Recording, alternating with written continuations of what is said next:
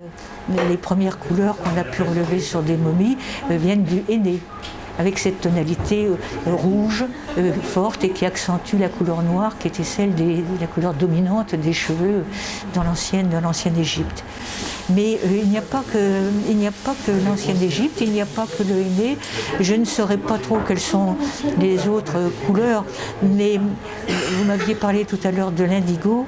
Il est vraisemblable que l'indigo ait servi, mais pas tellement pour les cheveux vivants, mais pour la confection de perruques, accentuer le côté bleuté du cheveu noir. Alors, par la suite, dans la suite des temps, il y a toujours eu peut-être plus de soins apportés à la coiffure, les tresses, les chignons, vous voyez, tous ces moyens d'améliorer la présentation, mais également à la couleur, avec des couleurs privilégiées.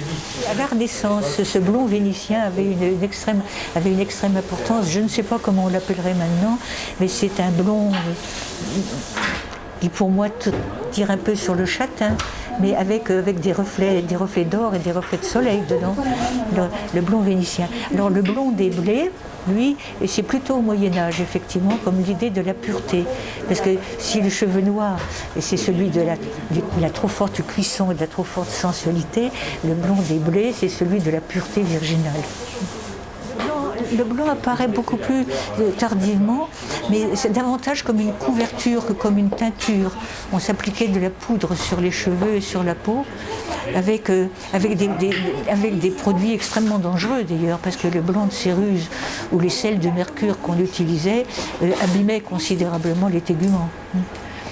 La chose surprenante, c'est qu'il y a aussi des couleurs oni. Alors, parmi les couleurs oni, il y a le roux, le roux véritable, qui va avec la peau blanche, les taches de rousseur par exemple, et qui, dans nos sociétés chrétiennes, mais également dans d'autres sociétés, est considéré comme une marque diabolique. Et donc c'est un excès, c'est presque un excès de sexualité, un excès de sensualité qui rend ces femmes dangereuses. Sont également détestés dans des pays africains, les albinos, qui naissent avec des cheveux blancs et la peau blanche. Et l'albinos est considéré, c'est toujours selon les mêmes métaphores d'excès, sont considérés par trop de rapports sexuels pendant la grossesse. Et donc ils sont d'une certaine façon maudits, à cause de cet excès de chaleur qu'ils ont en eux. Donc tout renvoie toujours à cette notion de sensualité et de sexualité.